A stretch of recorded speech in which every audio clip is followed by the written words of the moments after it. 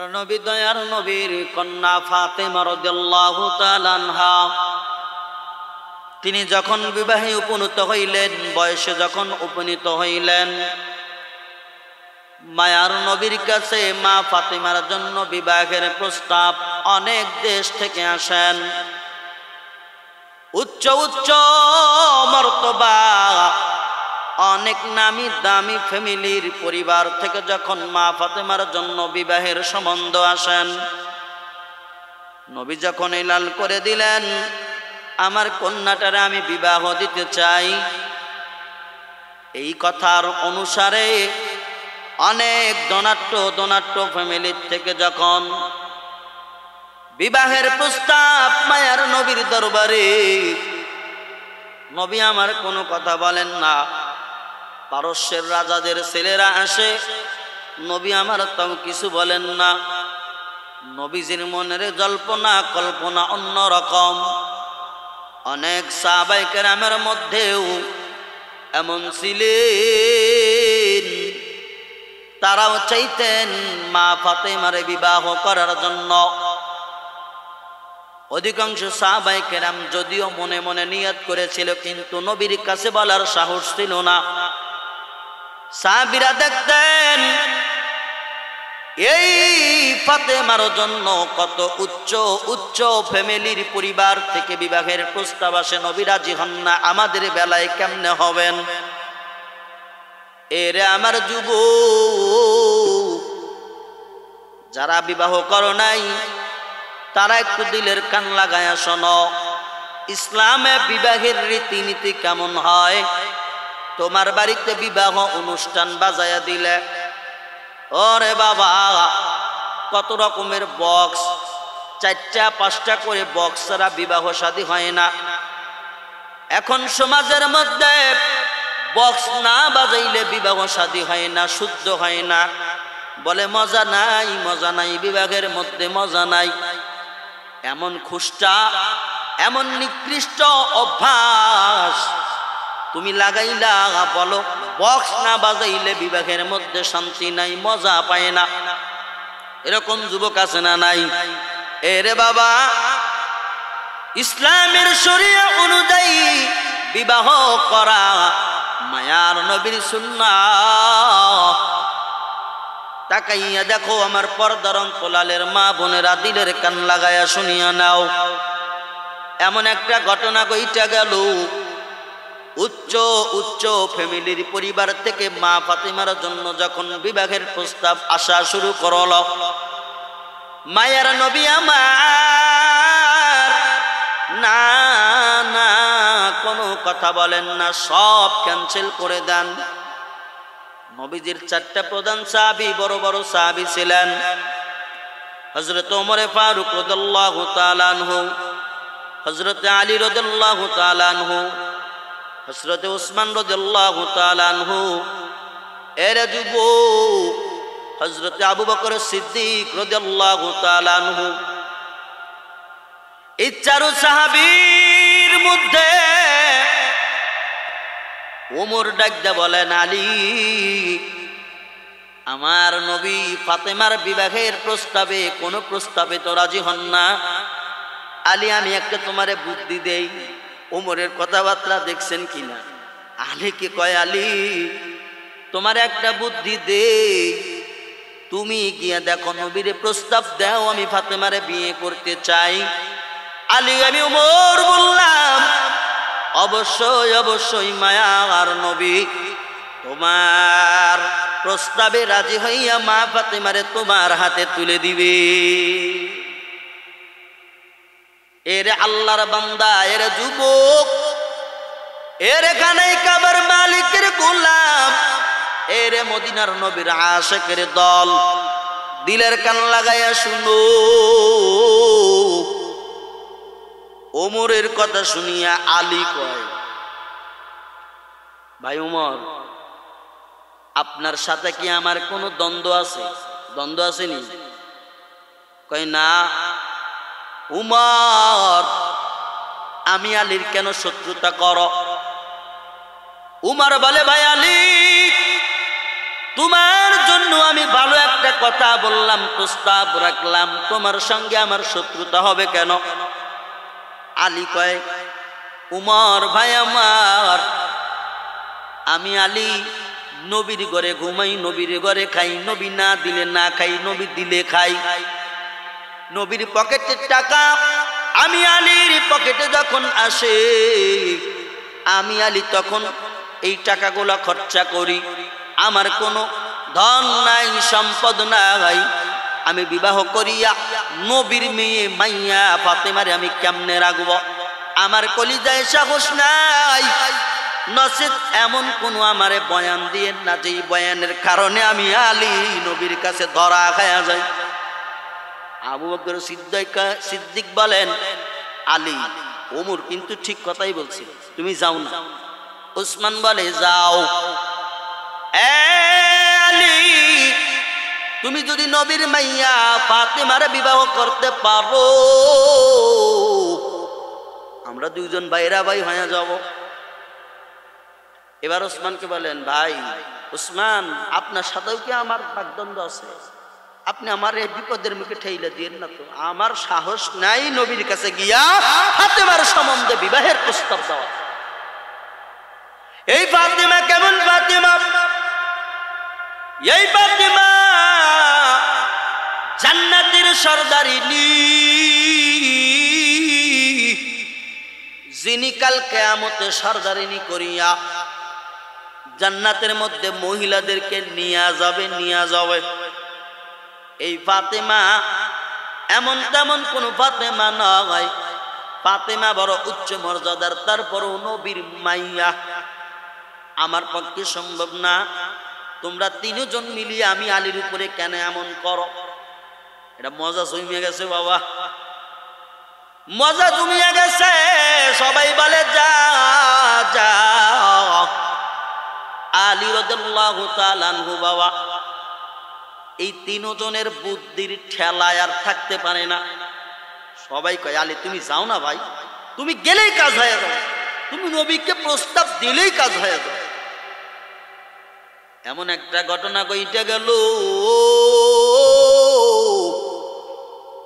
বললেন আলী বলেন, ভাইরা আমার কলিজার মধ্যে দরপর শুরু হয়ে গেছে। নবী মসজিদে নববীর মধ্যে বসা, যা আলী যা যা যা, তুমি গিয়া নবীরে বলো আমি মা ফাতেমারে বিবাহ করতে চাই। নবী গো, আমার নবী অবশ্যই বলবেন, আলী তোর সঙ্গে আমি ফাতেমাকে বিয়া দিয়ে দিব। সব সাহাবী বলে, জানা ভাই তুমি যাও। এবার আলী চাপের কারণে থাকতে পারলেন না, তিনজন চাপ দিছে। আলী নবীর কাছে যায়, এরে বাবা শুনো, নবীর কাছে যায় আর পিছন দিকে সাহাবীদের দিকে ফিরা ফিরা চায়, আর মনে মনে পায় আল্লাহ জানে কি হবে। নবীর কাছে ফাতেমার জন্য বিবাহের প্রস্তাব নিয়ে যাচ্ছেন আলী। প্রথম দিনের ঘটনা, আলী যখন যায় 2 পা আগায় 3 পা পিছায়। এদিকে ওমর, আলী যাও, কি হইল? পিছনের দিকে কেন ফেরো? নবীর কাছে যাও, ফাতেমার বিবাহের প্রস্তাব দাও। এর নবীর উম্মতের দল, এর নবীর আশিকের দল, আল্লাহর বান্দা দিলের কান লাগায়া শুনিয়া নাও। বিবাহ কেমন জিনিস, বিবাহের মধ্যে কোন কোন কাজ করা যায় আর নাই জায়েজ, বয়ানের মাধ্যমে আমি বলিয়া দেই।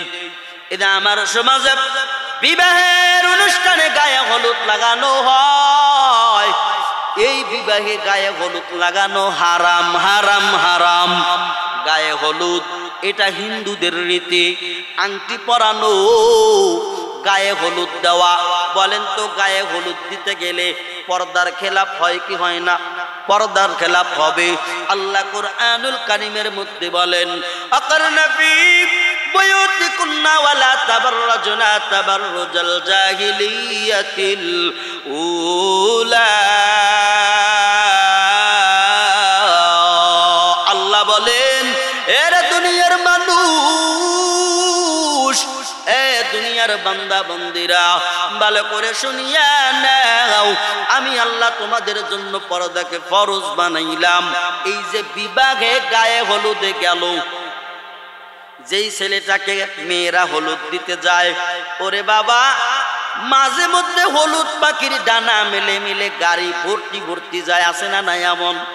আমি একদিন বাবা তাকাইয়া দেখি এত মেয়ে ছেলে বাবা এরকম হলুদ শাড়ি পরিয়া হলুদের বাটা লইয়া যাইতেছে। এরকম বরের বাড়ি, বরের গায়ে কি করবে? হলুদ মাখাবে। যেই বরের গায়ে হলুদ মাখাবে ওই মহিলা ওই নারী বরের জন্য মাহারাম না, তিনি হলো গায়রে মাহারাম। এখানে পর্দার লঙ্ঘন হইল কি হইল না? এরা নবীর উম্মতির দল রে আমার বাবা, একটাবার দিলের কান লাগাইয়া শুনিয়া নাও। এর নবীর উম্মতির দল গায়ে হলুদ দেওয়া এটা হলো হিন্দুদের রীতি, হিন্দুদের রীতি, হিন্দুদের রীতি।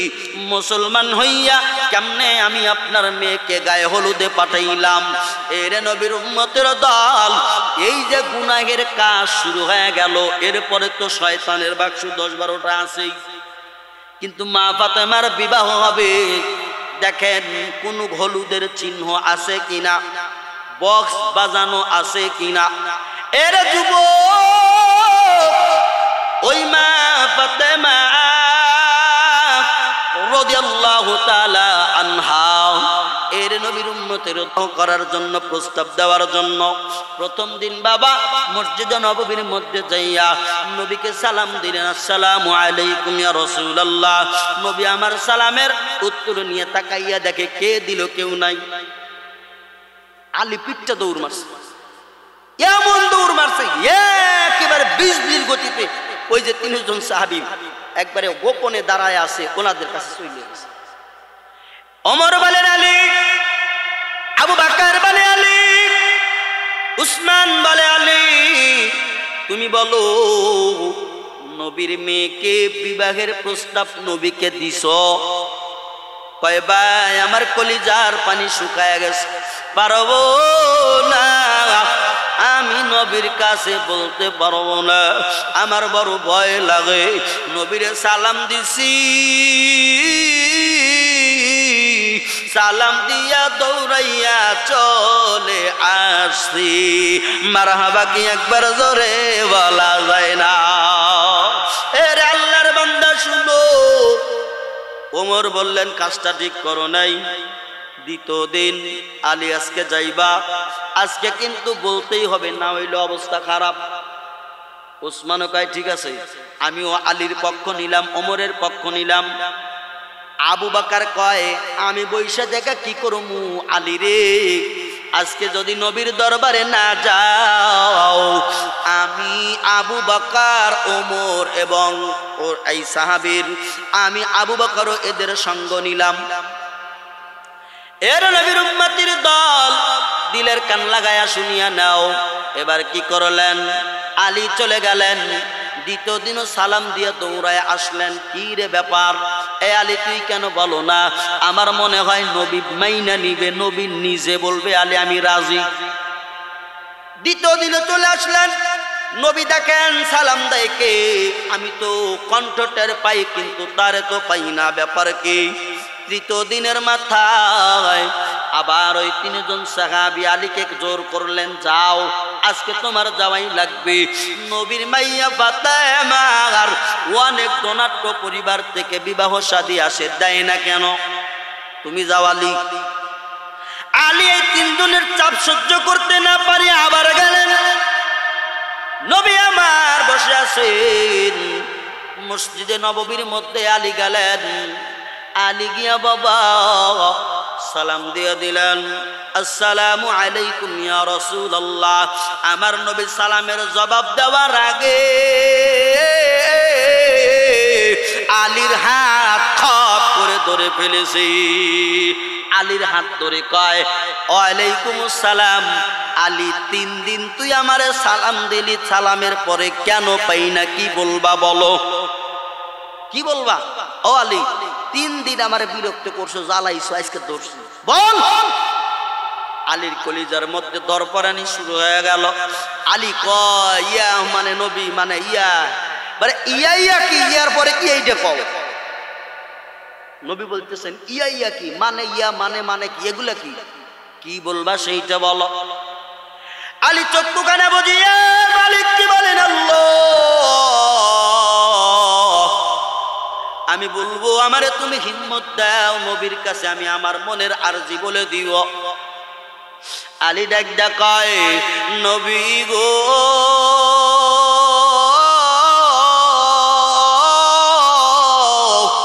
আমি আলী পয়গাম নিয়ে আসছি। বলে কিসের পয়গাম? ওগো মায়ার নবীজি,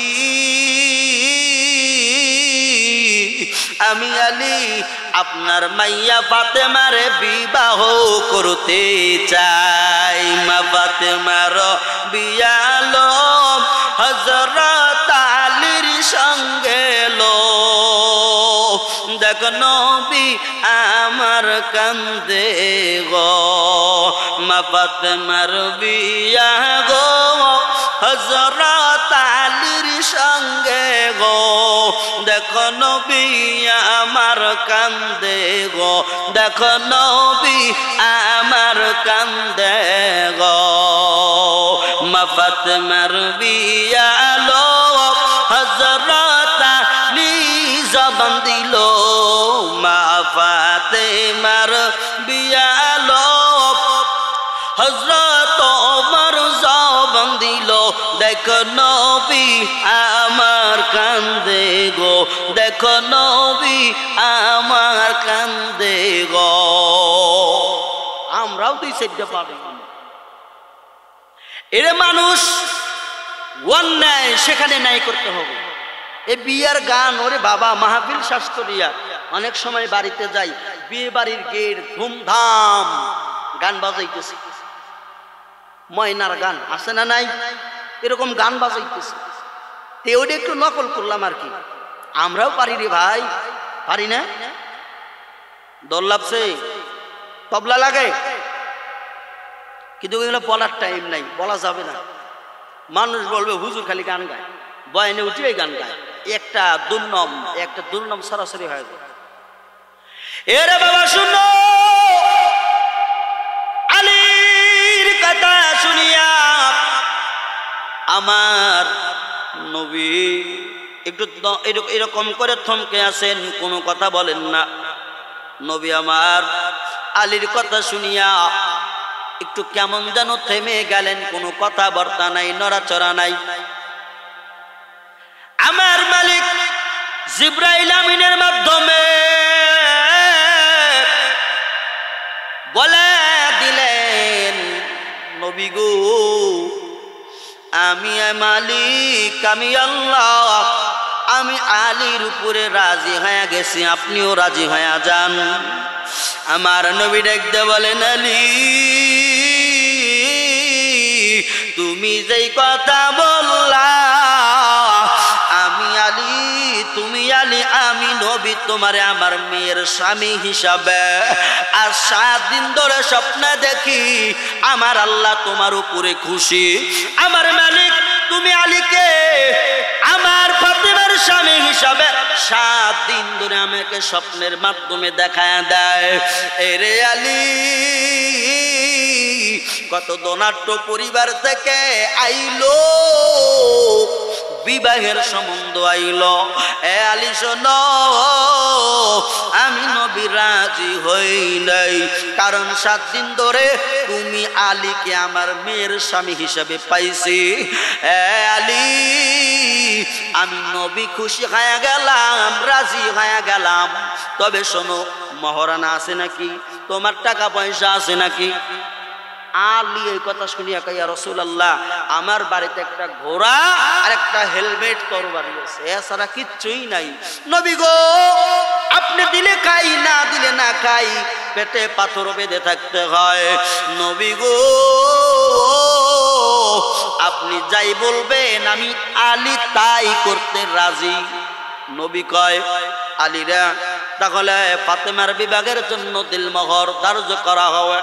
আলী ঘোড়ার দরকার আছে, সামনে যুদ্ধ আছে, ঘোড়া বেচা যাবে না, যাও ওই ঢাল নিয়ে যাও, বাজারের মধ্যে দেখো বিক্রি করতে পারো কিনা।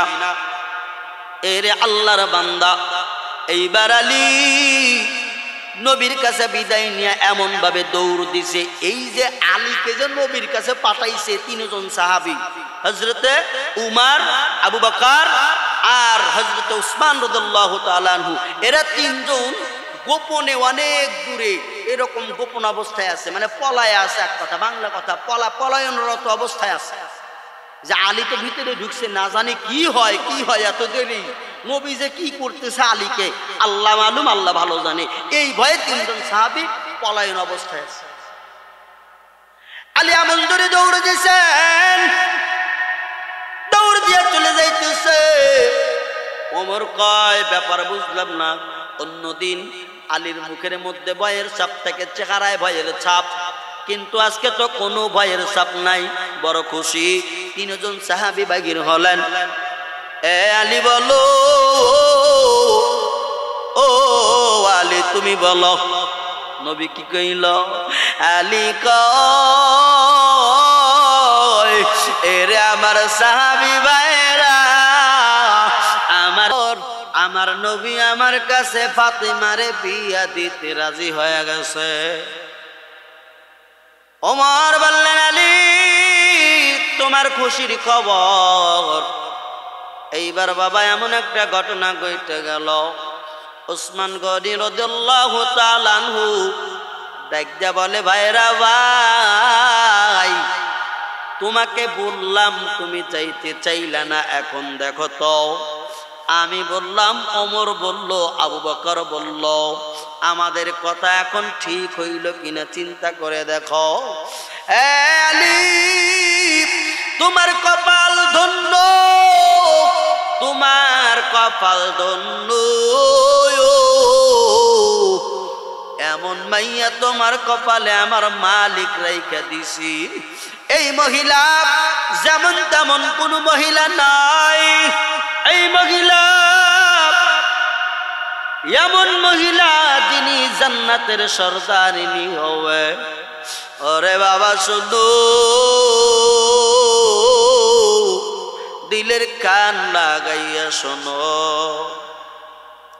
এইবার আলী বললেন, ভাই নবী আমারে বলছেন ফাতিমার মোহরানা দিল মোহর আমাকে জোগাড় করা লাগবে।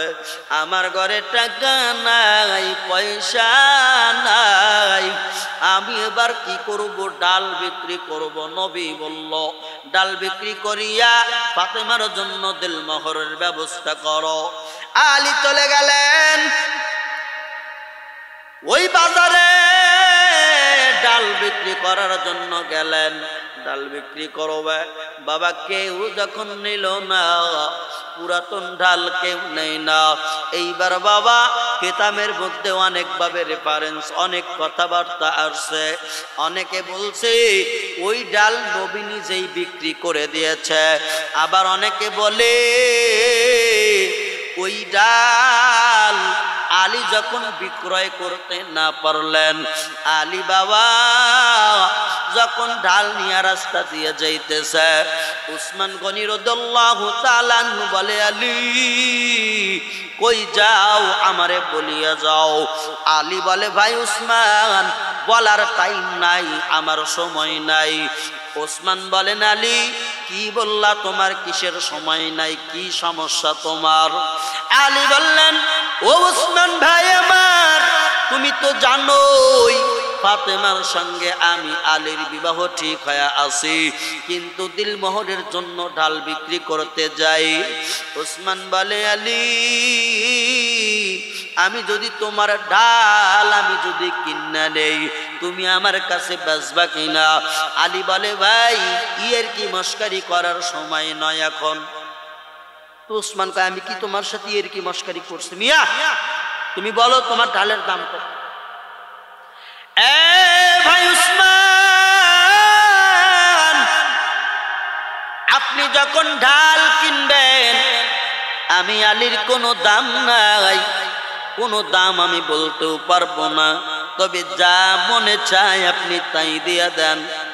ওসমান গনি রাদিয়াল্লাহু তাআলা আনহু 480 দিরহামের বিনিময়ে যখন ডাল ক্রয় করে দিলেন, এরে নবীর উম্মতের দল, এরে মদিনার আশিকের দল, দিলের কান লাগায়া শোনো। এবার উসমান ডাল কিনলেন, আলী মহারানের টাকা পাইয়া বড় খুশি,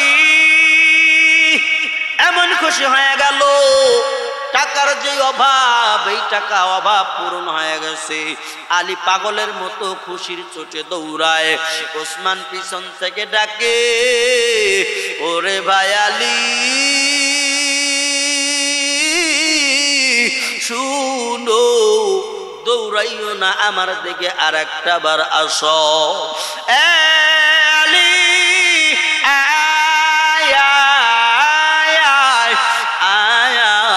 আলী ডাকদা বলেন, ওসমান ভাই আমার আবার কিসের সমস্যা? বলে আমি ওসমানের দ্বারে আসো। আবার যখন ব্যাক করে আসলেন, ওসমান বললেন, আলী আমার শালিকা নবীর মাইয়া ফাতেমারে পাইয়া তো বড় খুশি হয়ে গেল, আমি ওসমানকে ভুলেই গেল নাকি? দাওয়াত তো দিলে না, কি ব্যাপার, তুমি কি আমাকে দাওয়াত দিবে না? আলী কয়, ভাই ওসমান আপনি কি আবার দাওয়াত আমার মুখে বইলে দেওয়া লাগবে? বলে ডাকছেন কেন এইটা কন? ওসমান বলেন, আলী রে, তোমার বিবাহের জন্য আমি খুশি হইয়া তোমার আমি হাদিয়া দিলাম। বলে কি? বলে টাকা দিয়া আমি যখন ঢাল কিনেছি, এই ডাল আমি ওসমান তুমি আলীকে বিবাহের উপহার দিয়ে দিলাম। এরে বাবা, এরে নবীর আশিকের দলের যুবক, এরে আমার বাবা, দিলের কান লাগায়া শোনো। লম্বা ঘটনা, সময় অনেক হয়ে গেল। এরে আল্লাহর বান্দারা, একটাবার দিলের কান লাগায়া শোনো। এইবার যখন ঢালও ফেরত দিলেন, ঢালও নিলেন, টাকাও পাইলেন, নবীজির দরবারে আইসা কয়, মায়ার নবী গো,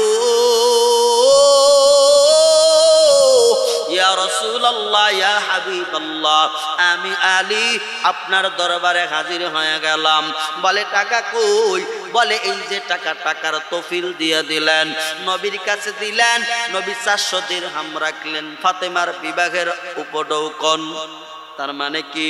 ফাতেমার বিবাহের দিল মোহর, মহরানা যাকে বলা হয়। ওরে বাবা, আর আমার বাংলাদেশে কন্যা বিয়ে দিতে গেলে ওই বাবার পেরেশানির শেষ হয় না। বলে টাকা লাগবে, টাকা, যৌতুক নামক টাকা, হারাম টাকা, এই টাকা দেওয়া লাগবে, নচেত আমার মাইয়া তারা নিবে না। নবী আলীর কাছে বিবাহ দিলেন, টাকা নবী নিলেন। আর আমরা বিবাহ দিতে গেলে যদি মাইয়ার বাবা হয় তো তার জীবন শেষ। কমাস কম 200 লোক তো আসবেই, 200 লোক কমাস কম আসবে। এরপরে বরের বাবার যেই চাহিদা, ওই চাহিদা অনুযায়ী তাকে তো যৌতুকের টাকা, হারাম টাকা দিতেই হবে। বাংলাদেশের রীতি। এরা নবীর উম্মতের দল, মা ফাতিমার বিবাহের দিলমোহর আলী দিলেন। আর আমার বাংলাদেশের আলী বিয়া কইরা দিলমোহর সে নিজে নেয়। তার মানে আমার বাংলাদেশে এজন্যই অশান্তি ছাড়ে না, গোলমাল ছাড়ে না, ঝগড়াঝাটি ছাড়ে না, পরিবারের মধ্যে শান্তি নাই। কারণ ওই মাইয়ার বাবার কষ্ট দিয়া টাকা, লক্ষ লক্ষ টাকা কাবিন করিয়া যখন মেয়েরে আনে, তার মানে বাবা শোনো, ওই বরকে টাকার বিনিময়ে মেয়ের হাতে লেখা দেওয়া হয়। এই জন্যই তো সংসারে অশান্তি। যদি বলে বাবা এই দিকে যা, ওই বাবা কথা শুনে না, বাবা উল্টো দিকে আসে না, নাই এমন অবস্থা। এরা নবীর উম্মতের দল, আমার নবী 400 দিরহাম রাখলেন, বাদ বাকি টাকা দিরহাম আলীর হাতে দিয়ে দিলেন। আলী যাও, বাজার করো আলী বাজার করো। কিতাবের মধ্যে আসছেন হযরত বেলাল রাদিয়াল্লাহু তাআলা আনহুকে এরকম ঘর সাজানোর আসবাবপত্র আনার জন্য পাঠাইলেন। আবার আরেকটা রেফারেন্সে দেখলাম, কিতাবের মধ্যে দেখলাম না, সালমান ফারসি, হযরত ওমর এবং আরেকটা সাহাবী ছিল, এই সাহাবী তারা বাজার করছে। যাই হোক, বাজার তো করছে, বাজার করে আনছেন। আমার বন্ধু বোনের যুবক দিলের কান লাগায়া শুনিয়া নাও বাবা, ওই যে আমি একটা আগেই বললাম, শান গাইতে বললাম, মা ফাতেমার বিয়া গো হযরত আলীর সঙ্গে গো, নবী আমার কান্দে গো।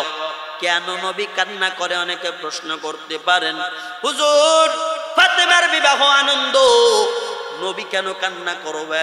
আমি আপনারে বুঝাই বাবা, আপনিও একজন বাবা, আপনার কন্যা সন্তান যেদিন বিবাহ বন্ধনে আবদ্ধ হয়ে যায়, যখন বাড়ির থেকে বিদায়ের সালাম জানায়, তখন ওই বাড়ির মধ্যে মা বাবা যারা, কলিজার মধ্যে আগুন লাইগা যায়। ছোট্টবেলা থেকে এই কন্যা সন্তানটার তিলে তিলে তিলে তিলে খাওয়াইয়া পড়াইয়া মানুষ করেছে। আজ এই কন্যাটারে বিবাহের পাত্রে আবদ্ধ বন্ধন করা হলো, ওই মায়ের কলিজায় আগুন, মাইয়াটারে কত কাছে রাখছে, ওই মাইয়াটারে কত আদর করছে, চিরুনি দিয়া চুলখানা বাজান আশ্রায়া আশ্রায়া দিছে, কত যত্ন করছে।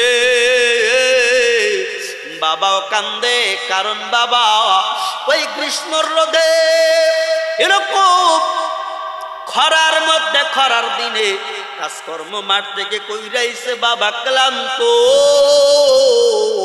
ধান কাটার দিনে বাবা ধান কাটিয়া বাড়ির ময়দানে আসছে। আর কেউ কাছে যাকবা না যাক, কন্যা সন্তান সরপুত বানায় নিয়ে কয়, আব্বা খান তোমার সন্তান, তোমার মাইয়া এই দুইটা যদি থাকে তো আমি বলি তুমি তোমার কন্যারে বেশি ভালোবাসো। আমার নবীর ছেলে সন্তান ছিল, কিন্তু আল্লাহ নিয়ে গেলেন। আমার নবী মেয়েদেরকে এত ভালোবাসতো, মায়ার নবী এত ভালোবাসতেন। এই জন্য বাবা তোমাকেও বলি, যারা মেয়ের বাবা, মেয়েদেরকে মেয়ে বলে কোনোদিন ধমক দিয়েন না, কারণ আল্লাহর নবী বলেন, যার একটা মেয়ে তার একটা জান্নাত, যার দুইটা মেয়ে তার দুইটা জান্নাত, যার তিনটা মেয়ে তার তিনটা জান্নাত। এরা যুবকের দল, তোমার পোলাই যতটুকু তোমাকে স্নেহ করবে, দেখিয়া শত শত গুণে বেশি ভালোবাসবে। বয়েন আমার এক লাইনে যাচ্ছে, এদিকে যাব না, সময় শেষ, অনেক সময় হয়ে গেছে। এইদিকে গেলে অন্য পর্যায়ের আলোচনা চলে আসবে। আমি মা ফাতেমার বিবাহের ঘটনাটা আপনাদেরকে শোনাইতে চাইলাম এই জন্য যে আমার সমাজে বিবাহ নামে যেই কলঙ্ক কাজকর্ম হয়, এটা কোরআন বিরোধী, রাসূলের হাদিস বিরোধী, ইসলাম বিরোধী, শরিয়া অনুযায়ী হয় না, হয় না, এগুলো হয় না। গায়ে হলুদ, বক্স বাজানো, অহেতুক সমস্ত গুনার কাজ বিয়ে বাড়ির মধ্যে আছে। এই ক্রূপ প্রথাগুলা বন্ধ করার জন্য, বুঝানোর জন্য ফাতিমাতুজ জহরা রাদিয়াল্লাহু তাআলা আনহা, যিনি জান্নাতের সর্দারিনী হবেন, তার ঘটনার আজকে আপনাদেরকে শোনাইতেছি। এরা নবীর উম্মতের দল, শুনো এইবার হযরতে ফাতেমা রাদিয়াল্লাহু তাআলা আনহার বিবাহ বন্ধনে আবদ্ধ হবেন। আলীকে দাঁড় করাইলেন মসজিদের সামনে আনিয়া, মসজিদের মধ্যে আসিয়া আলীকে উপস্থিত করিয়া নবী আমার মিম্বারে উঠে বিবাহের খুতবা দিলেন। বিবাহের খুতবা দিয়া রে বাবা আমার নবী হযরত আলীকে বললেন, আলী আমি 400 দিরহামের বিনিময়ে আমার মাইয়া ফাতেমা, তুমি আলীর সঙ্গে আমি বিবাহ দিয়ে দিলাম। আলী বললেন, আলহামদুলিল্লাহ, কবুল। আলহামদুলিল্লাহ কবুল, আলহামদুলিল্লাহ কবুল। বেলাল কই, এ উমার কই, তাড়াতাড়ি খুরমা বিলাও। খুরমা ছিটায়া দিলেন, সবাই আনন্দ করে। খুরমা এরকম কুরানোর ভাগাভাগি চলে, পাল্লা চলে। বাজান রে আমার, এমন একটা ঘটনা ঘটে গেল। হঠাৎ করে বাবা দাসী উম্মে আইমান কান্না করে। দাসী উম্মে আইমান কান্দে। আমার নবী বলেন, দাসী উম্মে আইমান কেন তুমি কান্না করো? কি হইল? এখন এত আনন্দের সময়, আমার কন্যা ফাতেমার বিবাহ হয়ে গেল আলীর সঙ্গে, কেন এত কান্দো? ওই উম্মে আইমান ডেকে বলেন, নবী গো, আজ যদি খাদিজা বেঁচে থাকতো, খাদিজা কত খুশি হইতো। আজ আপনার বিবি খাদিজাতুল কবরা নাই, মাটির কবরে আরাম ফরমায় নাই, খাদিজা নাই। আজ যদি থাকতো আরো আনন্দ হইতো।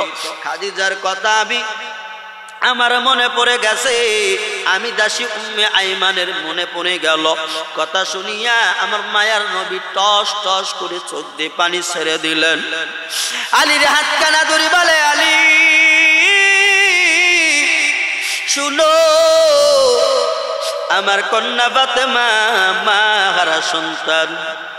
আমি নবী আমার মাইয়াটারে কত ভালোবাসেছি, ফুলের টোকা পর্যন্ত আমি লাগতে দেই নাই। আলী রে, বড় দামি জিনিস আমি তোমার হাতে তুলে দিলাম। আলী, আমার ফাতেমারে তুমি কোনোদিন আঘাত দিও না, কোনোদিন আঘাত দিও না। ও আলী, আমার ফাতেমারে তুমি ভালোবাসিও, আত্মা ভরে দিল বলে ভালোবাসা দিও, কোনদিন যেন আমার ফাতেমারে কষ্ট দিও না। ফাতেমাও কান্দে, বাবার কোলে জড়াইয়া ধরে করে কয়, বাবা তুমি কান্দিও না, আমি ফাতেমার ভালো লাগে না। বাবারে, আমি ফাতেমা যতদিন পর্যন্ত তোমার ঘরে ছিলাম, তুমি বাবার খেদমত আমি করেছি রে বাবা। এরে বাবা, আমি ফাতেমা তোমার জন্য খাবার বানাইতাম, আমি ফাতেমা তোমার জামা কাপড় পরিষ্কার করে দিতাম, আমি ফাতেমা বাবা তোমার রোগ অসুখ হইলে তোমার সেবা যত্ন আমি করতাম। ও বাবা, তোমার বিছানা পত্র আমি ফাতেমা গুছাইয়া দিলাম। বাবা, আমি ফাতেমা তুমি নবীরে গোসল করাইতাম, আমি স্বামীর ঘরে যাব, তোমার কে গোসল করাইয়া দিবে? বাবা শুনো, তোমার কি খাবার বানাইয়া দিবে? ও বাবা শুনো, তুমি নবীকে কে খেদমত করবে? বাবা কে জামা কাপড় ধুইয়া দিবে? ও বাবা তোমার মাথায় তেল মালিশ কে করবে? আমি ফাতেমা চলে যাব আমার স্বামীর ঘরে। বাবা, আমার মা খাদিজা নাই, তুমি কার কাছে থাকবা? তুমি কার কাছে পরাণ জুড়াইবা? বাবা গো, আমি ফাতেমা আলীর ঘরে চলে যাব। আমার নবী ডাকতে বলেন, রে আমার মা, তুমি কান্না করিও না, যার কেউ নাই তার আল্লাহ সে। নারী হইয়া জন্মাইছো, স্বামীর বাড়ি যাইতেই হবে, এটাই বিধান, এটাই বিধান। রে আমার মা ফাতেমা, না মা তুই কান্না করিও না রে বাবা। এরে নবীর উম্মতির দল, ওই ফাতেমার বিয়াই ডেক সেট নাই, বক্স সেট নাই, মাইক বাজানে ওয়ালাও নাই। তুমি কেমন করে বিয়ে করলা? তুমি যেই ঘরে বিয়ে করলা এই ঘরে তোমার নামাজি নাই, বেনামাজি, দিন ধর্ম দেখলাও না। এরে বাবা শুনো, ওই বিয়ে বাড়ির আঞ্জাম বাংলাদেশের এই বর্তমান সময়ে বড় হারাম আঞ্জাম, হারাম হারাম, সব জায়গায় হারামের কারবার। বিবাহে অনুষ্ঠানে গায়ে হলুদ দেওয়া হিন্দুদের রীতি, এঙ্গেজমেন্ট পরানো খ্রিস্টানদের রীতি, আংটি পরানো খ্রিস্টানদের রীতি। এরে বাবা শুনো,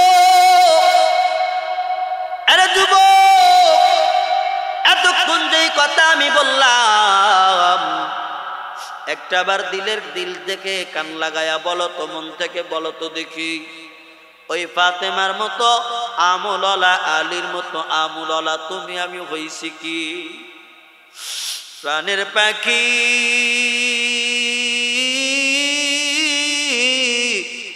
উড়ে যাবে আর তো ফিরে আসবে না, মাটির ঘরে শুইতে হবে যত কারো বাহানা। বিনা আমল বন্দেগি নাই, এই তো আমার জিন্দেগি। এই জিন্দেগি কবর গেলে উপায় আমার হবে কি? ভাইও বলো, বন্ধু বলো, ওরে কেউ তো মনা আপন না, তোমার আমার